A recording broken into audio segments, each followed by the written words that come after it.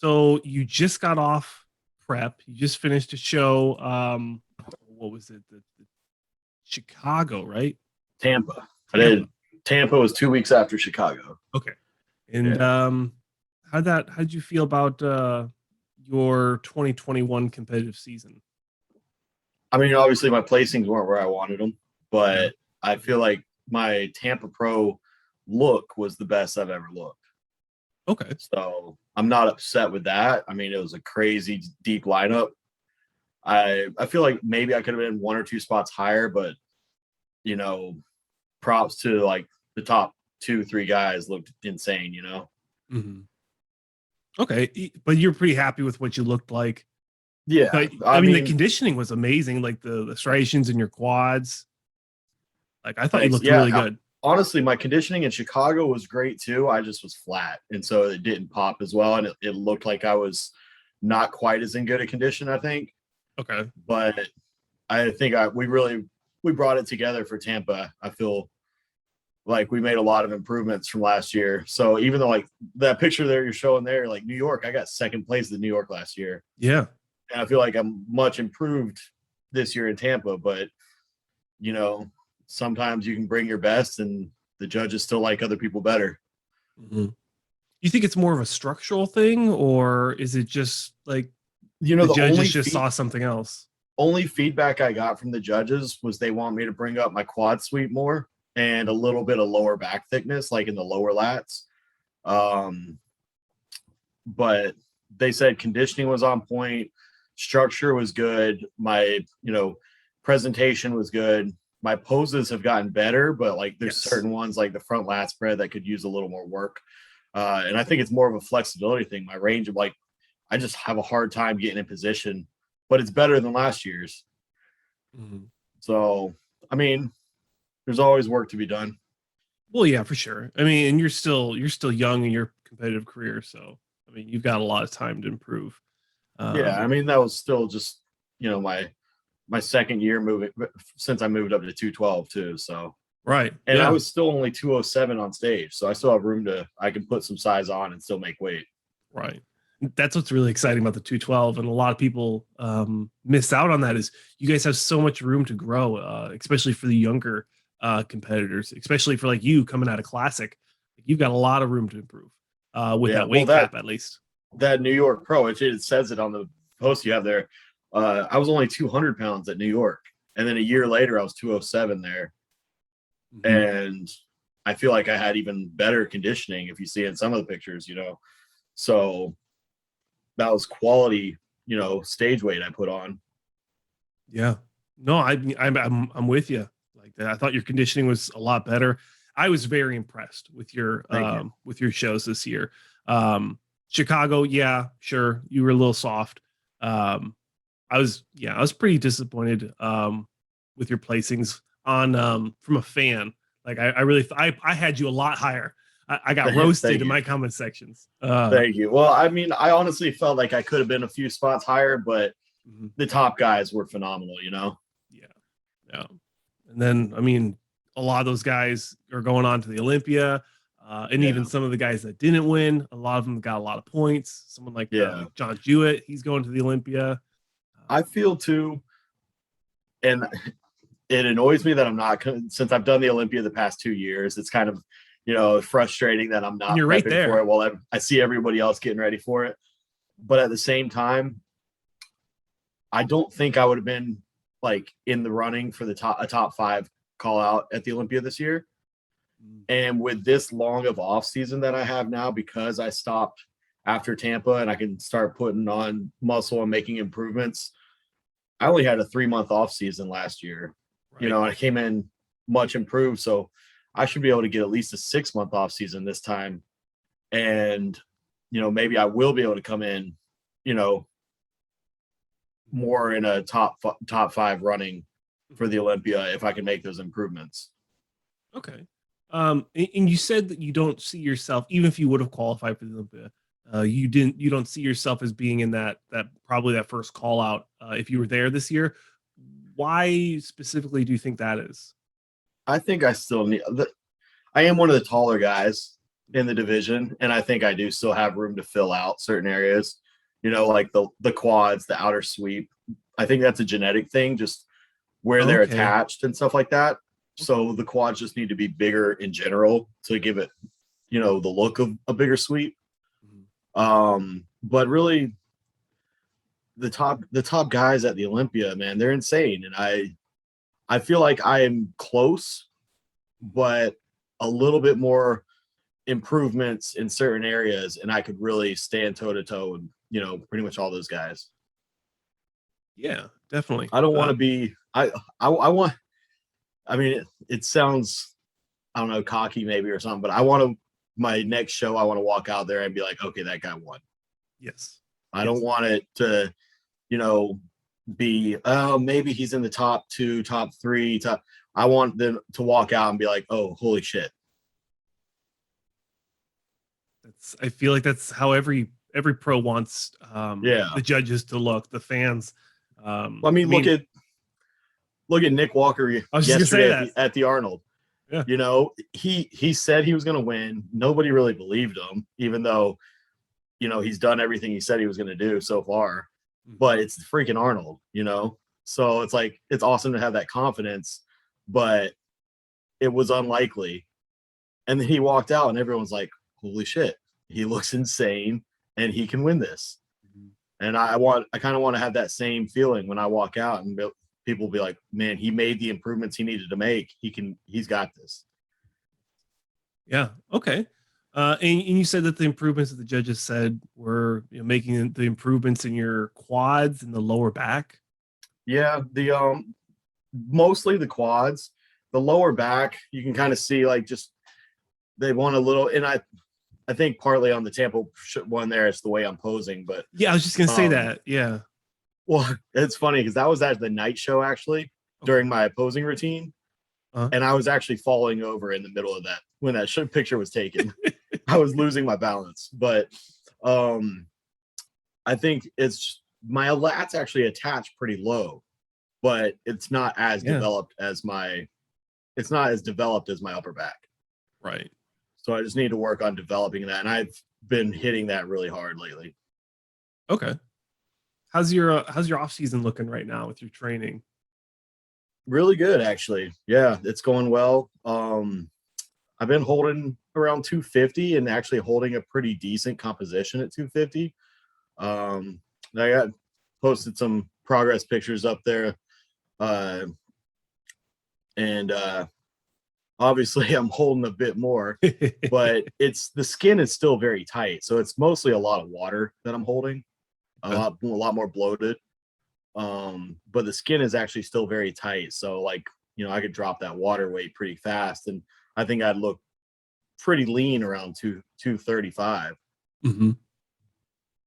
Wow. Matt, what would be your ideal, in the perfect world, how much muscle you'd want to put on this off season? This off season, I mean, I want to struggle to make weight for 212 next year. Oh yeah. I want like, over I would like pounds. I would like to have to suffer to make weight and actually be on stage around 215 after carving up. Yes. That seems like the best way to do it is suck down and then fill up. As long as you and your coach, you know how your body responds. I think. Yeah. Well, if you see the photo shoot pictures from the day after Tampa Pro, I woke up at 215 that morning. Wow. And you look great. A lot of pizza the night before that. Yeah. Is that your go-to cheat meal? Is pizza? Well, it's the one thing I can't ever have on prep. Like I get, you know, a lot of people can have a cheat meal with some sushi every now and then, or Aceto likes to give me a burger and fries from time to time, but I'm never going to get pizza when I'm dieting. So it's like, honestly, the first thing I'll crave will be like a smoothie or something light and refreshing and wet because you're dehydrated. Yep. But then after that, it's like, yeah, usually pizza will be the go-to. Okay. Unless I'm doing a show in like a week or two later, and then I try not to because pizza I'll go up like 10 pounds for a week on pizza. Wow. I can do a burger and fries and I might lose weight. Yeah, actually, I know I'm not at the echelons that you guys are at, but I can relate on a lot of stuff. And I've noticed that like if I have a cheat meal with a burger, sometimes I don't even gain weight. Right. Whereas with a pizza, I'll go up, well, for me, like 2 or 3 pounds. But But it then sticks to by you. yeah, it does. Yeah. Well, Yeah. I feel like I can use it for that leg day, but it's probably not the most optimal cheat meal. No, probably. Although I will say, when I was coaching myself, and the show I turned pro at, Right. I was still learning things, so I was kind of experimenting on different ways of dieting down, and I would super deplete all week long.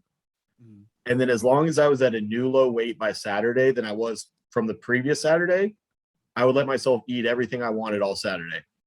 Dang. A cheat And day. then super deplete all week long again. And then the same thing. If I was at a new low weight by next Saturday, I'd have another all day, whatever I could eat. 10 days out from turning pro, I ate 2 large pizzas. Wow. That's a But lot it of was food. working. And then when I got to the show and made weight, Mhm.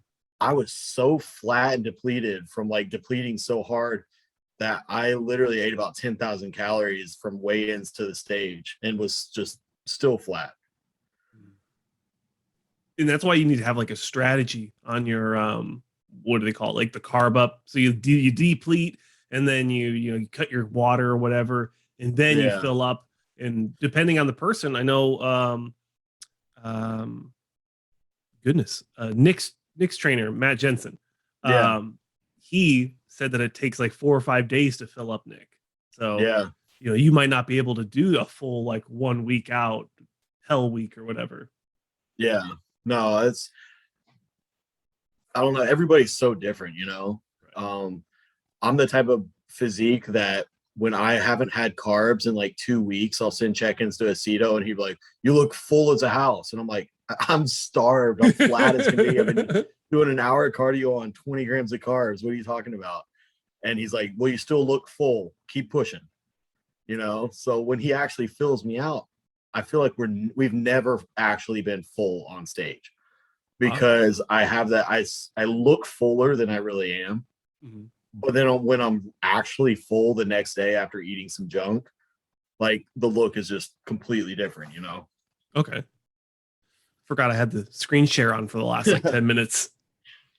Yeah, I mean, that's kind of interesting perspective to think about, like that you've never been completely peaked, like completely full on stage. So Yeah. when you're saying full, and I think I mix it up sometimes too. When you're saying full, does that mean flat or full as in like, I don't know. I've heard it in a couple different ways. Basically, like Tampa Pro, I wasn't flat, Mhm. but I wasn't completely full either. Like I could have pushed a little more food the night before probably Okay. and still had the same like lines and like separation, Mhm. but more pop to the muscle, more of a 3D like pop when I flexed, you know? Okay. Like the next day at the photo shoot, everything was popping. The thing I struggle with, I'm not like somebody like Keon who can pull a deep vacuum in the off season, Mm. you know? So like if I overdo it, I have trouble controlling my stomach, Mhm. which is why usually we will carb up really hard the night before and barely eat anything the morning of the show Okay. because then I can actually control my waist better. Right. Because I've heard that before where people are scared of eating anything between prejudging and finals, or between weigh in and prejudging. They don't want to eat too much because they Right. still want to have that midsection control. Yeah. And that's like a lot of coaches will say, would you rather be at 95% because you played it a little safe and you're not quite at 100%, Mhm. or push it and you might spill over to 110% and then you actually lose about 20% because you're spilled over, Mhm. you know? So it's like I'd rather be just a tiny bit flatter than completely full, but have that crisp lines and shape and everything that's still there. Mhm. But how does a coach and a client, how do you guys get that? How do you guys figure that out where you can actually hit that 100%? Because nobody wants Trial to and show error. up 95%. Yeah, trial and error really. I think there was one show I did where I was blasting full with Chris Aceto, and I think that was, I want to say it was the maybe Upper Midwest Championships, or it was the Omaha Pro in like 2018, maybe, and he had me like dirty like carb up, which he normally never does. But I was so flat and depleted leading into the show that like I was cramping like walking up to the scale to weigh in. And this was still in classic physique.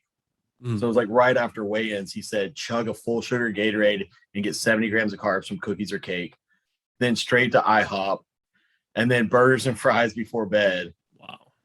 And I was full as a house like that. I think I might've been 1 or 2% too full, where I lost a little bit of like lines in my physique, but it was ridiculously full. So I don't know. I think I'd rather play it a little bit safe, be it, 95 to 99%, than push for that extra 1 or 2% and lose some lines.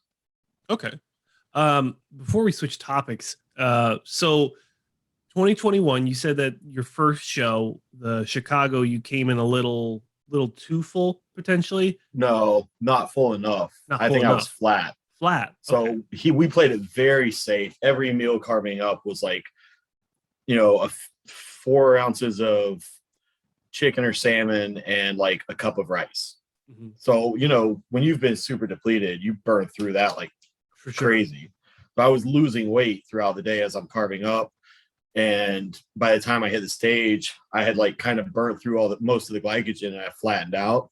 So I was shredded, I was peeled, but it didn't show as well because the muscles weren't pushing out against the skin, which gives a softer look, because you don't have any glycogen filling out the muscles.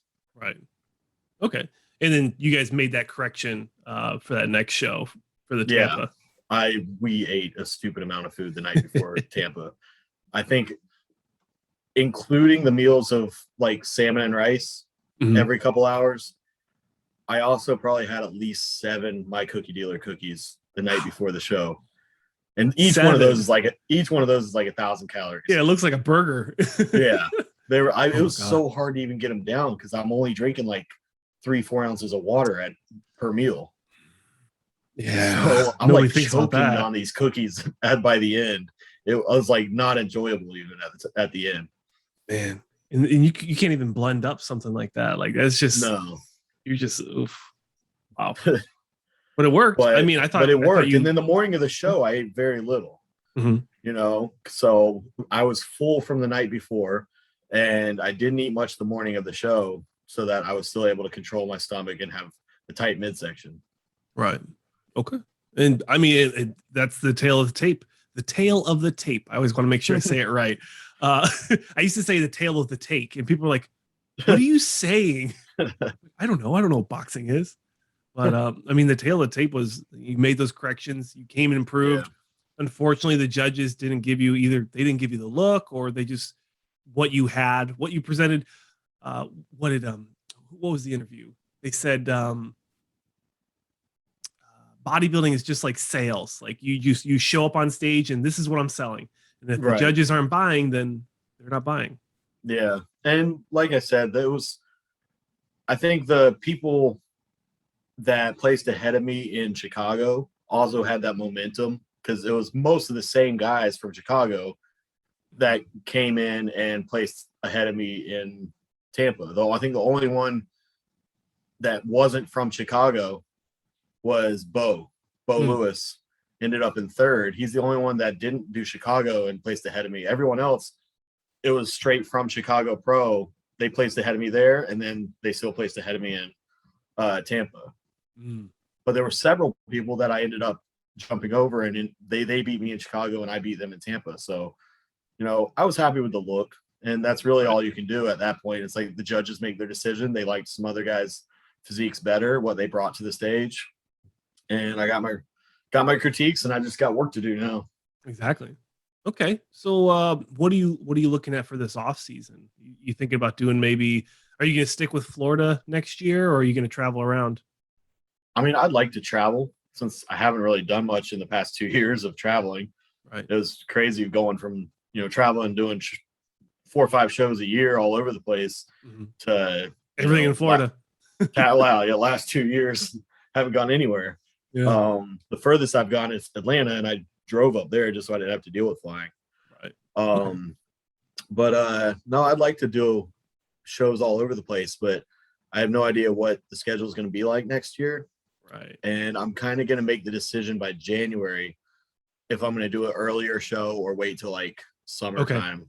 Yeah, because I know the fans are wondering that too. Like, are they going to expect to see you maybe at like an indie show, or are they going to expect you more towards like a Tampa, Texas? Yeah. Well, I would love to do indie, but I just don't know if I'll have had the time to make the improvements I want to make. Right. I'd have to probably start dieting. I don't know. I can't remember what date indie is, but I'm sure I'd have to start dieting at the latest February. Yeah. And you said you wanted a good 6 months off. Yeah. Off season. But it was good that we started so early. So, I mean, I've still got another 3 months before this year's even over. Right. Or so, 3.5. Yeah. Yeah. Right. Yeah. I mean, in the military, our year ends in October. So well, I always forget. Well, we got October, November, December, and it's still, I mean, you got a week left. So yeah. Yeah. So, I mean, and I've already been in the off season for over a month. Yeah. So technically, I mean, I'd have my 6 months by, March. Good start. Yeah. So we'll see. I'm just going to see how the progress goes. Right. My training partner is actually he did a show yesterday, and he's got another show this coming weekend, and I'm also his coach. So like, I'm kind of using these couple weeks while he's competing as kind of a deload week to give my body a little rest and not push extremely heavy. And then when he gets into his off season after this coming weekend, we're both going to really push each other really hard. That's cool. So he did really well. He placed second overall. Yeah, he won his class, and it was a tough battle with the overall winner. The Class A guy ended up winning. He was Class B. Okay. The Class A guy, dude, he looks like he could, he's going to be fighting for it at Nationals in a couple months. So Cameron, though, this was only his second ever show, and he's got a lot of room to grow still for Classic. Yeah. We can put 15 pounds of muscle on him and he'll still make weight. Wow. Where would you like those 15 pounds to go on him? We got to bring the chest up for sure. I think that's his weakest. Yeah. We need to bring his chest up. The thickness in the back, like the density, he's got a good back, but he just need a little more. You see in the back double there. Yeah. Just more thickness throughout it. Other than that, the legs can never be too big. So we bring that's what won it for the Class A guy. The Class A guy's quads. I don't know if you know who the Classic physique guy, George. I'm gonna mispronounce his last name, so I'm just gonna. His Instagram name is Fitness Sprinter. Fitness Sprinter. But this guy's physique that beat Cameron reminded me of his physique. He won nationals in 2017. George did. Oh, okay. But his physique it reminded me of him, and he's very quad dominant. Yeah, but he looked good. Yeah, George is a good dude. Wow. Yeah. Classic physique is so interesting. Like he's getting ready for the Olympia right now too. I forgot. Yeah. Oh wow. What show did he win? I can't remember what show he won, but yeah, he won nationals in 2017. I did nationals in 2016, and he was one spot behind me. I think I got fourth. He got fifth. I'd like to do. I mean, his quads are crazy. Yeah, I'd like to do the Milwaukee Pro someday. Because like I'm from Wisconsin, so like I've always wanted to have like that Mr. Wisconsin title. Yeah, do the Badger State and all that stuff. But my dad's family is from Wisconsin. Where about? New Richmond.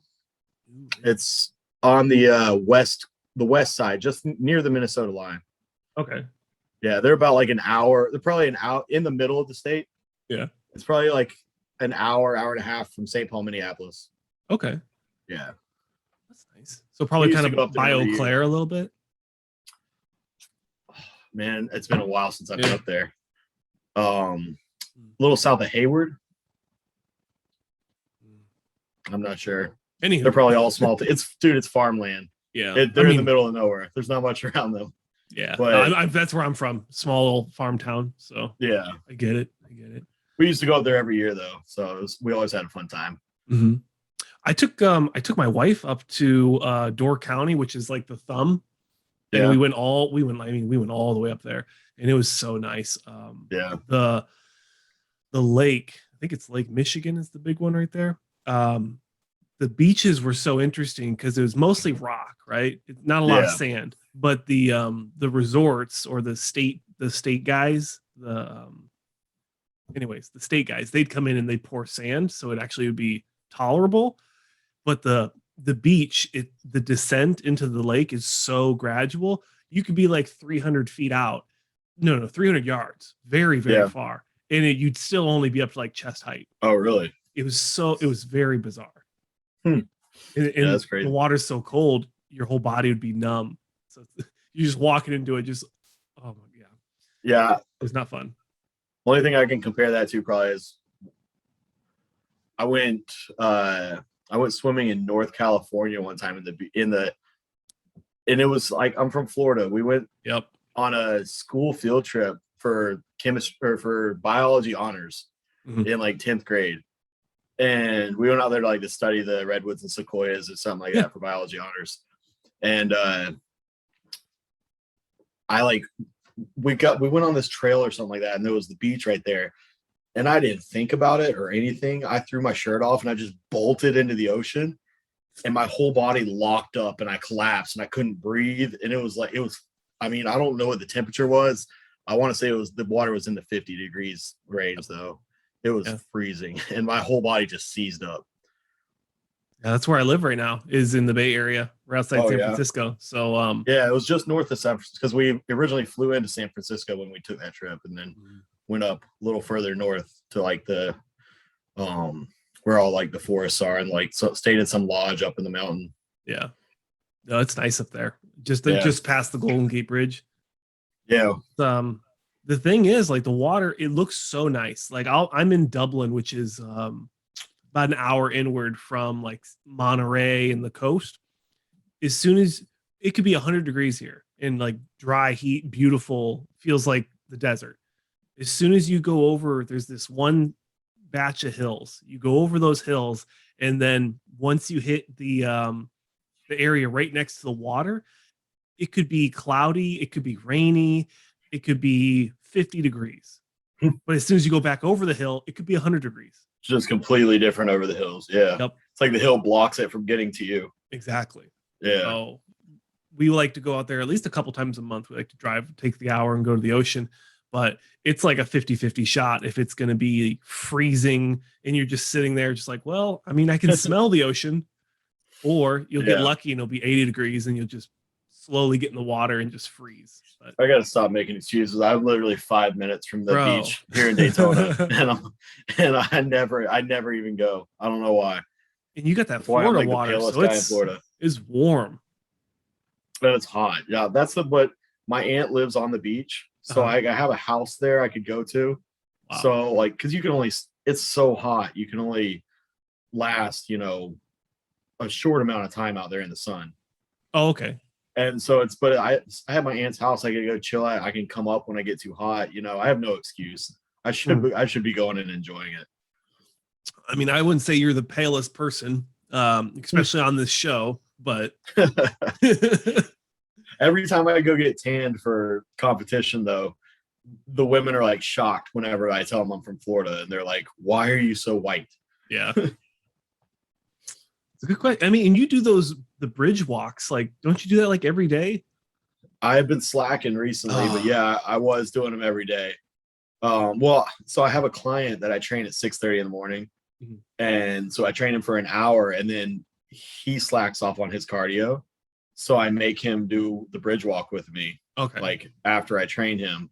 And then my mom even was trying to get in like better shape. So she started coming in and doing the bridge walk with us. And then he's an accountant, and he just got overwhelmed with work, with taxes and stuff like that. My mom had to have surgery on her foot. And so it's like nobody was walking anymore, and I started slacking off myself. So I got to get back on those bridge walks. There you go. You got to optimize those bridge walks and put some like some tan oil on it.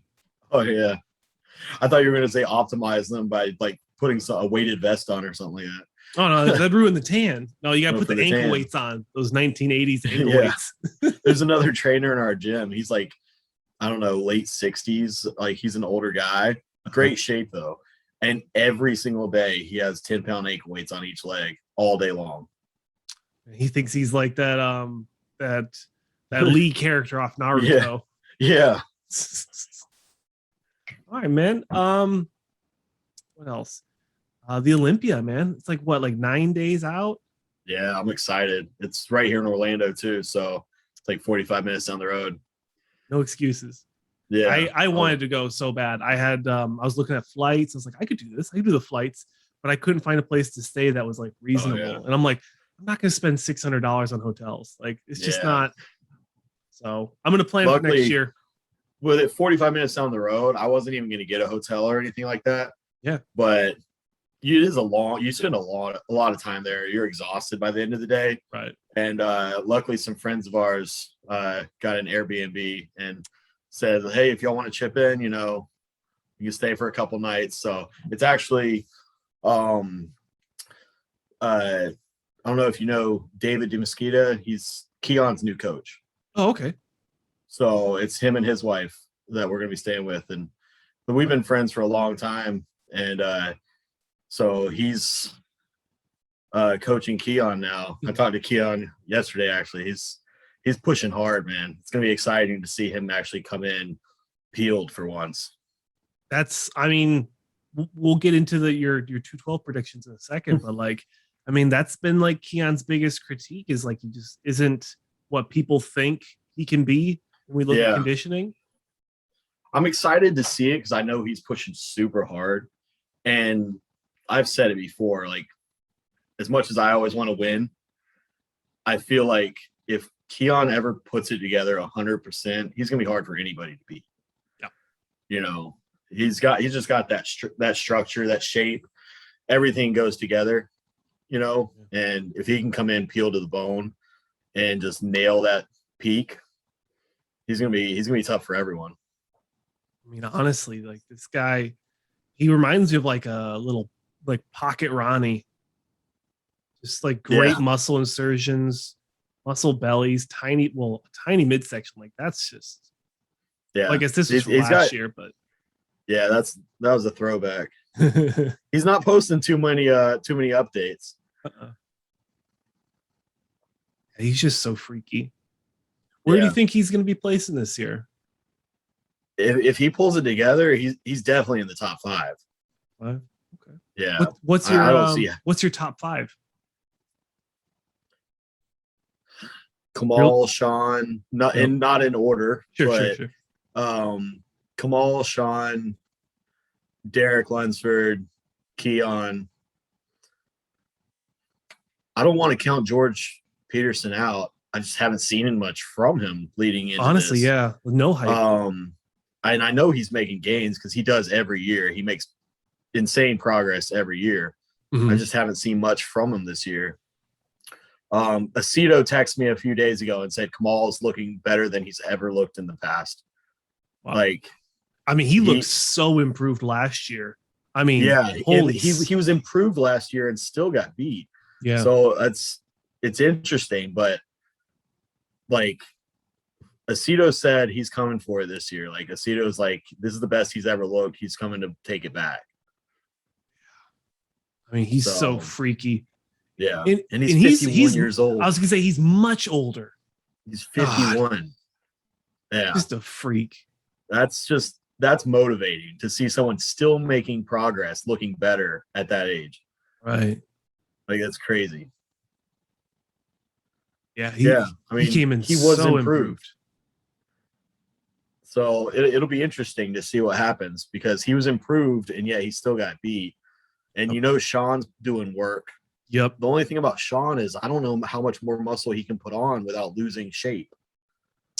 That's a big thing is like, is he capped out? Like, I mean, he's only like 5 foot tall. Like, yeah. I mean, how much muscle can you pack on that? And then I don't know how Derek Lunsford is going to make weight.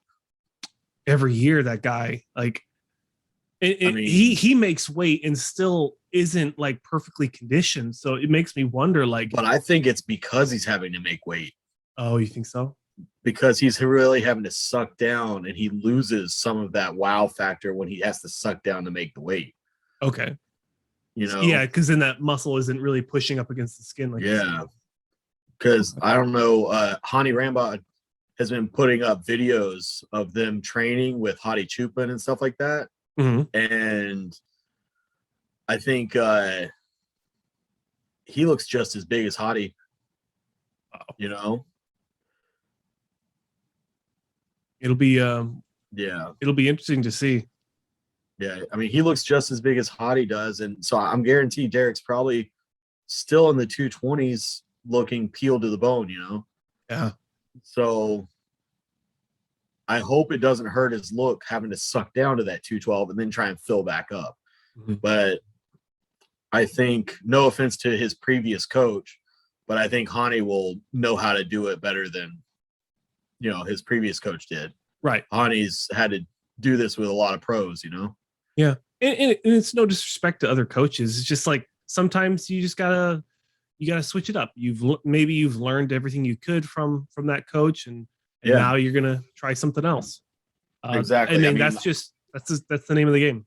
If you have several shows in a row that don't go your way, you're not happy with your look, I don't think should be any offense if you do it the right way and go to your coach and be like, look, I appreciate everything you've done for me, but I'd like to try, you know, a different approach. I'm going to be working with this guy for the next show. I don't think there should be any hard feelings, you know, as long as you do it right and there's no animosity between the two of you. Yeah. Yeah. Yeah. Well, especially you only have so many years in this sport. Yeah. And if you spend over 2 years with a coach, maybe 3, and you haven't peaked once and properly, you haven't won a show, or you haven't like accomplished your goal, there shouldn't be an issue with you trying to, you know, see if the grass is greener somewhere else. I've coached several people to, like, for overall wins and their best physique they've ever had. Then I've had 1 or 2 people where I'm like, no matter what I do, I can't figure out how to get them in the, and I just be honest with you. I'm like, I don't know if I'm the best coach for you.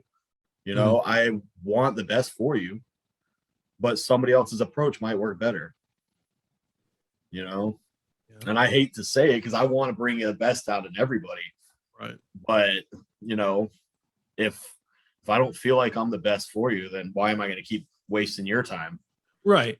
And that's you doing a service to your clients. It's like, hey, you know, maybe not saying you don't know, but like maybe some people aren't great with female competitors or female bodybuilders. Like, hey, like I can't figure your body out. Maybe you need to go to somebody who has a little bit more experience, or, you know, maybe just has a different look at it.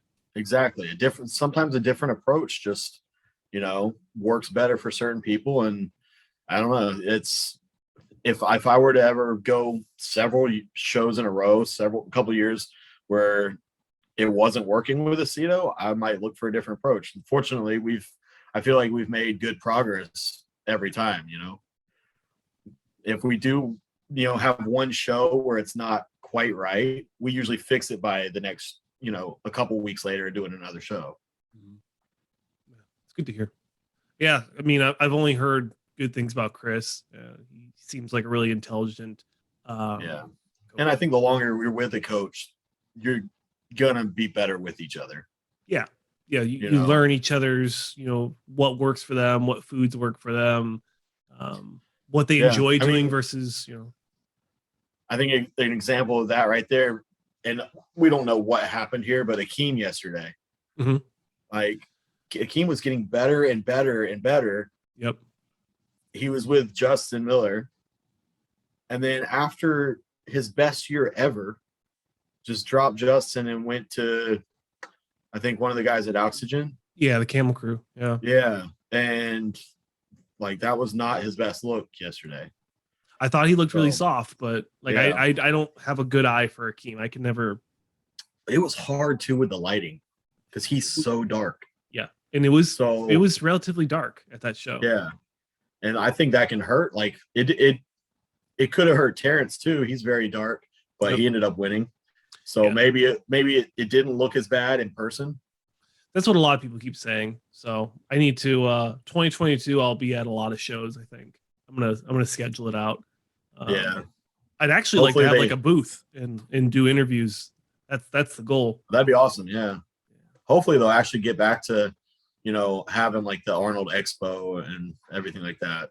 Right. Because then, I mean, that's premium content right there. I'll just hire a cameraman and just follow them around.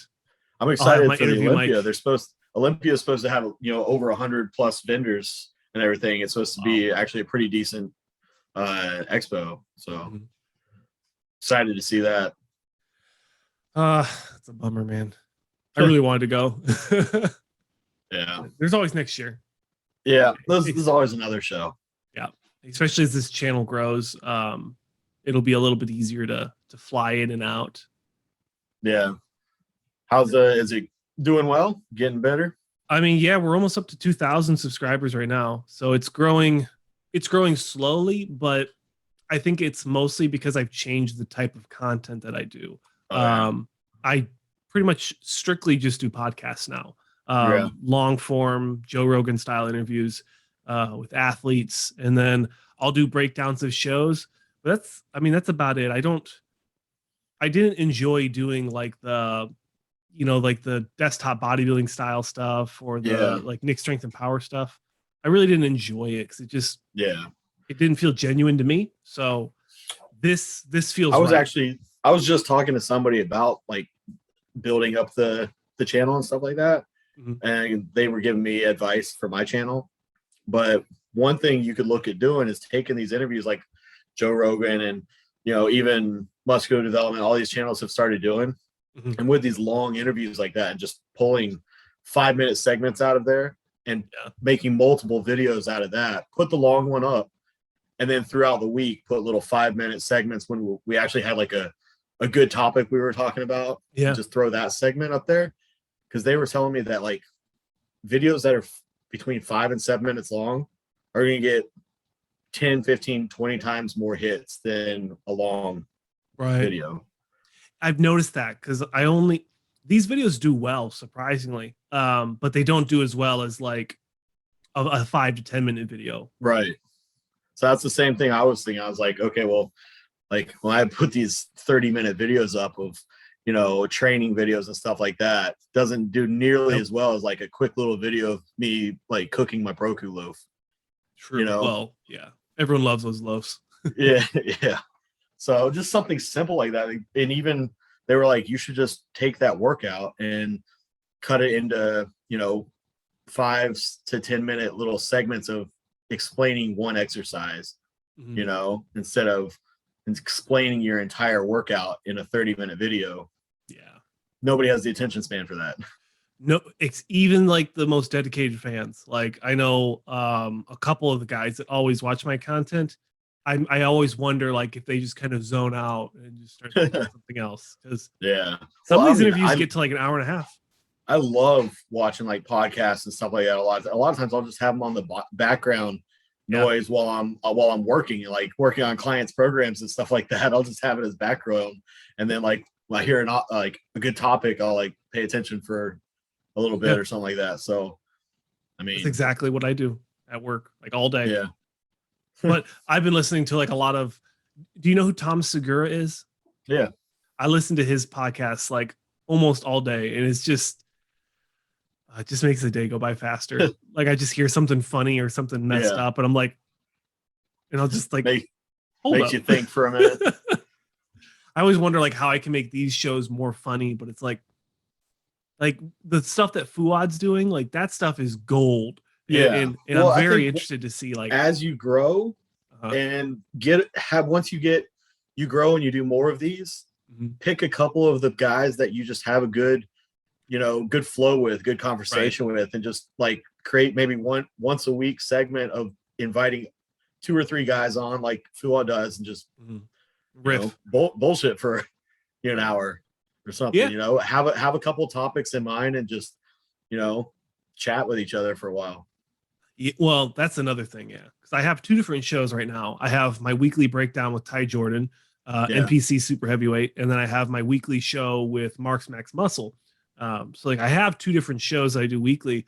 I just finding what the audience wants to watch, and then what is also allowing the channel to grow. Because obviously I want to have fan service, but I also want this channel to keep growing so that I can afford to fly to these shows and afford to do really cool giveaways. And the more you can afford to go do, you can put out better content and more interesting content. So hire an editor. Yeah, that's my tough. number one thing. I'm doing everything myself with my channel, and it's like it's tough. Like I got let me carry the camera around. Let me see if my training partner will video this and that, and then I got to bring it home and edit everything together. And I do all of that. Huge learning curve. All that for 1,000 views. It's like, it's but if you keep at it, and you keep like, because I know you do a lot of your I was watching your channel just a little bit ago, and you do a lot of like workout tutorials and breaking down like what you eat and your cheat meals and whatnot. So you have like a rhythm, like your audience knows what to expect when they see a new video. So I got to get more consistent with it too. It's like when I'm in prep, I'm a lot more consistent. And then when I'm not in prep, and you think I would have more energy to actually do all the content and stuff like that, I just feel like, oh, nobody wants to see me when I'm fat. And it's like I start slacking off of putting the content out there and stuff, So I got to get better about that. And again, like I don't compare myself to you guys, but like I've thought the same thing. Like when I'm deep in my off season, 250, 240, like I'm like, nobody wants to see me do a posing routine. Nobody wants to see me do a workout, but like, you'd be surprised. Like some people like exactly. And that could be the time I could do more cooking videos, more showing how stuff. I'm making my food and my diet and stuff like that. I could do more. I have no excuse. I could be putting more content out there. I gotta figure out how to go about doing that and being consistent with it. Maybe I'll have you on for another episode where we do like we talk about your broku loaf and what are good carbs and what are bad carbs. Carbs 101. We could talk about anything. That's what I'm saying. Like if you have your serious shows with your other guys, and then you just have a goof show, invite a couple guys on that you just have that you can talk about whatever with, and just have kind of like just a fun like hour-long goof show, just get some laughs around, talk about a couple serious topics maybe, and then a couple just like playing around, All right, man. I'll think about it. I'll add it to my list. I have so much interviews coming up, and then the show coverage, the breakdown of the Olympia. It's gonna be fun. The next couple months is gonna be fun. It's gonna be. I'm excited for the Olympia coming up. So I gotta get through this weekend with bringing my client to the Daytona Classic. Yep. Hopefully get the overall this time, and then one more week, and we get to just chill and enjoy the Olympia. I'm excited. Sucks not being a part of the show this year, but it's gonna be fun just to be there and just enjoy the weekend, and not have to stress about everything. Zero stress. All bodybuilding, just enjoying it. Yeah, just meet people, hang out, watch the show, be a fan. Right. We're all fans, but we're also competitors. But it's good to be a fan sometimes, just chill. So I'm excited. Yeah. I mean, it's gonna be fun, man. I look forward to you hearing how you're gonna feel about the Olympia and where you're there, and take some cool selfies. Make sure you tag us. Oh yeah. But before we finish up, Jason, appreciate you coming on, man. If you want to plug your stuff real quick, you got your YouTube. That's about YouTube and Instagram. My coaching, which you can reach out on Instagram or email finalformphysiques@gmail.com. But yeah, that's another thing I don't ever post on my actual coaching page. I got to get better at that too. But yeah, just that's about it. I'm actually, you know, you can see all my I don't really have much for sponsors right now. Broactive, Bro Watch there does my posing suits, Iron Rebel for the shirts, but yeah. Okay, man. Well, best of luck with the off season. Hopefully we can get you on a little bit sooner than later. I know it's been a while since we had you on the show, so I know everyone enjoys having you on. So hey, I'm always, as long as we can get the schedule worked the out, right time zones. the right. We'll time go with zone, your time zone next time. I'm always happy to come on, man. We'll go with your time zone. All right, Jason. Appreciate you, man. Take care, and hopefully we get to see you a little sooner than we did. All right, man. Have a good one. All right, you too. Take care.